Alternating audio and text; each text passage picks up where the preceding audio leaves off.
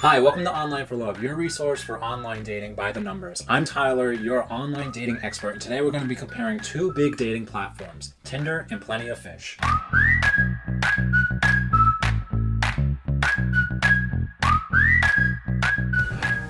Both websites are widely popular, both websites have a ton of different features, but which one is better for you? Today we'll be comparing these two websites using these 6 comparisons. User base, user friendliness, quality of matches, unique features, the cost, and the sign-up process. But before we even jump into looking at these two sites, are you sure that these sites are the ones for you? If you jump onto Online for Love, you can take your own personal dating website quiz, which can tell you which dating website is the best one for you.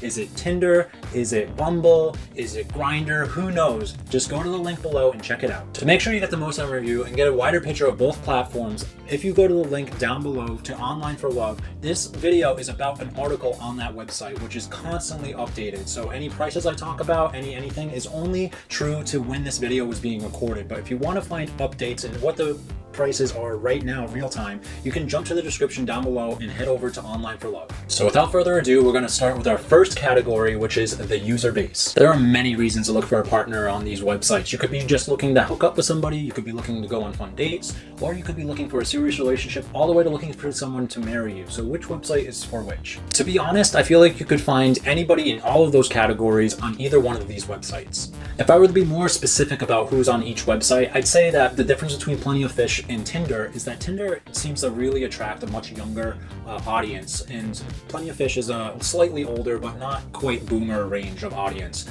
Tinder feels a lot more young and quick and innovative, where Plenty of Fish feels a little laggy when it comes to its user interface, which makes it seem like it's for an older crowd.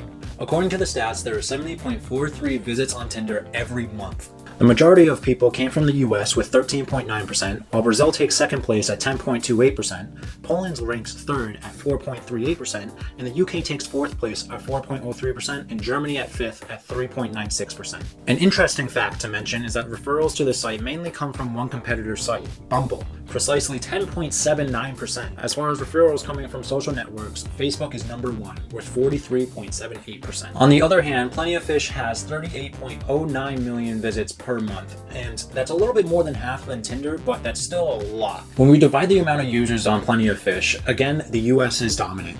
It leads the way with 58.56% of users, while Canada is second with 14.89%. The UK is third with 13.91%, then Australia with 4.46%, and then Brazil with 2.14%. The majority of referrals that people come from to come and use Plenty of Fish, about 40% come from YouTube, but also another 40% come from Facebook, interestingly enough. So now we're going to compare the design and the interface of Tinder and Plenty of Fish and see what the pros and cons of each of them are.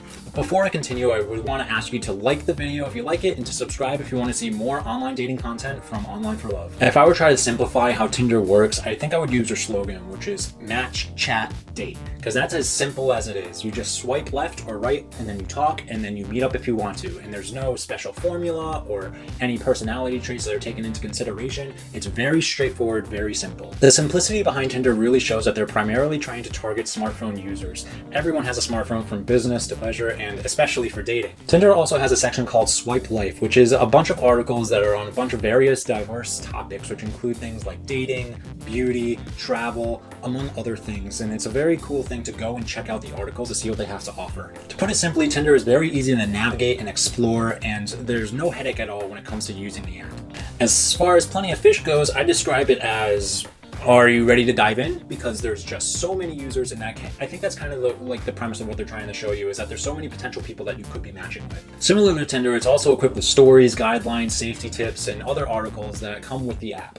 On Tinder, suggestions are primarily made based on your location, where on Plenty of Fish, they take a lot more factors into consideration to try and find matches for you. However, compared to Tinder, it's just not as intuitive as its competitor is. Making the situation even more puzzling, I find that on Plenty of Fish, I get matches and then all of a sudden they disappear, which is happening at a much higher rate than it does on Tinder.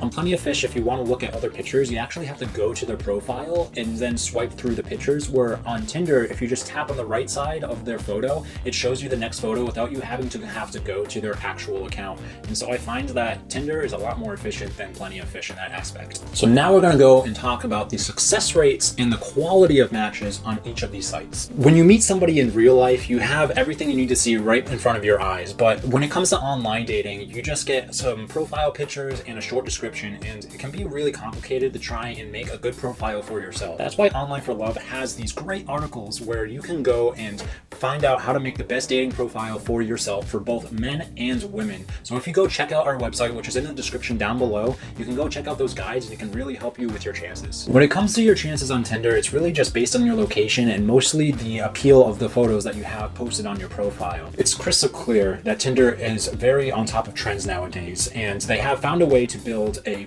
beautiful dating website on it. But on the other hand, the fact that suggestions are based off of location is not really the best way to find out if you're compatible with somebody or not. However, the website does give you access to different memberships, which is Plus and Gold, which allows you to be able to travel all over the world to see other people as well. Some people would say that choosing people based off their looks is very narrow-minded, but if we're being honest with ourselves, that's kind of how it works in real life. The first thing that you notice about somebody that you like is their looks before you even talk to them. All in all, the site gives you very decent chances on finding the one, provided you do know how to make a good profile and how to match people well. Again, I would suggest going to Online for Love down below and checking out the 2 articles that we have for making great profiles for men and women. So if we were to compare Plenty of Fish to Tinder, the first little red flag is that Plenty of Fish is only available in 12 languages, where Tinder is available in over 40. Like Tinder, Plenty of Fish has its app available on multiple platforms like Google Play and the iOS App Store. It is noted that Plenty of Fish seems to have adapted the swiping feature from Tinder, but like I said earlier, it's really not as efficient and intuitive as it is on Tinder. Like Tinder as well, Plenty of Fish can be used on both mobile and on desktop, and switching between the two doesn't really seem to be an issue. Considering that Plenty of Fish takes a lot more factors into considering who are the right matches for you, it seems like if you're really looking for the one, I think Plenty of Fish might be a little bit better at that, considering they don't only base it off of the location that you're in. Before that great big moment of meeting a real life person comes, plenty of effort needs to be put into the online dating universe. This is where specific features make a significant difference, and if you really do know how to utilize them, it can really help you find that jackpot match you've been looking for all of this time. So if you don't pay for a membership on Tinder, your options are not so limited, but they could be a lot more. With the free membership, you get to swipe, you get to message, and you get to chat, and you can only do that from your own location that you're currently located in. You also have 1 super like a day that you can use on a free membership, which really tries to grab the attention of an individual and lets them know, even if they don't match on you, that you match them. If you do want to access more locations, let's say you have somewhere that you're going to be traveling to, or let's just say, I want to meet people in China, in Brazil, in Chile, in England. Wherever you want to go in the world, you can pay for that, and you can do it using Passport. Passport is a map where you can drop a pin in any area,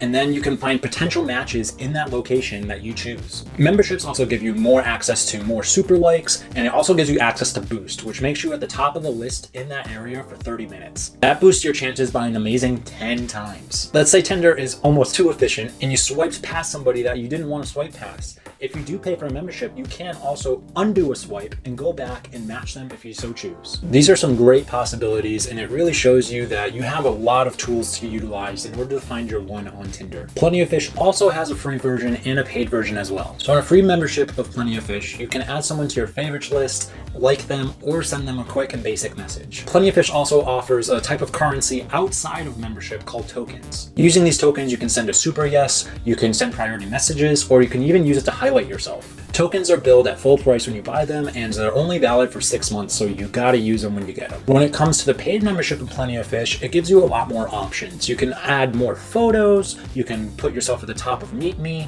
you can remove ads, you can unlock username search options, you can send up to 3 gifts daily, and so much more. Moreover, Plenty of Fish is equipped with a personality test, and this is something that Tinder just doesn't offer. So you can take this personality test in order to find your likes, dislikes, demands, and whatever traits you want your matches is to have. So now that we've talked about the features on each site and that there's different membership platforms, the big question is, how much do they cost? So let's start with Tinder. Tinder has 3 different types of memberships. They have Basic, which is their free version. They have Plus, which is not as good as Gold, but it's right beforehand. And then of course they have Gold, like I just mentioned, as their best form of membership. Now something to note is that Tinder actually charges you different based on your age. If you're 29 or younger, you get charged a lower price than if you're 30 or older. This really seems to support my point that I think that Tinder is really meant for a younger audience compared to Plenty of Fish. If you are under 30 and you'd like to try your luck with Tinder Plus, the prices are $4.99 for 1 month, $17.99 for 6 months, or $27.99 for 12 months. For those who are over 30 and would like to try Tinder Plus, the prices are, for 1 month you'll have to pay $17.99, for 6 months it will cost you $67.50,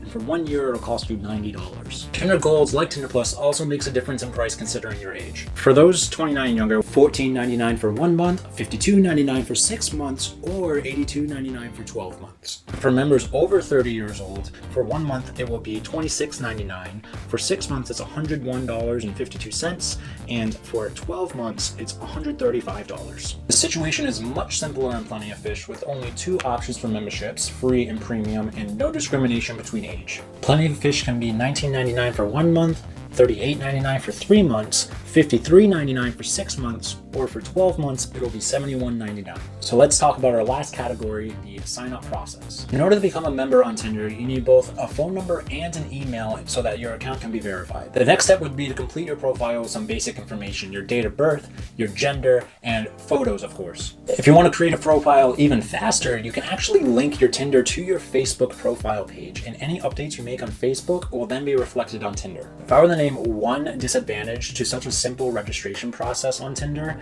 it's that it's so easy to make a Facebook profile page and then to make fake accounts on Tinder. It just means higher chances to encounter fake profiles or scammers, so just keep your eyes open. Registration on Plenty of Fish is not that complicated, but it does take more time. You can't link Facebook to Plenty of Fish, but is that a good or bad thing? That's kind of up to you to decide. For both platforms, use your common sense. You need to use some meaningful usernames, some presentable photos would be ideal, just things that you really think would help you find your match. You cannot log into Plenty of Fish using Facebook, although you can use your Facebook account to add photos to your Plenty of Fish. Something to note too is that Plenty of Fish has guidelines for the photos that you use, where Tinder really just has a no nudity policy, and that seems to be about it. So let's go over the final verdict. To sum things up in this Tinder versus Plenty of Fish battle, I think I'm gonna have to choose Tinder as the winner. It wasn't really an easy task to decide, but when I look at the features and what you can do on both platforms and the user accessibility and user interface,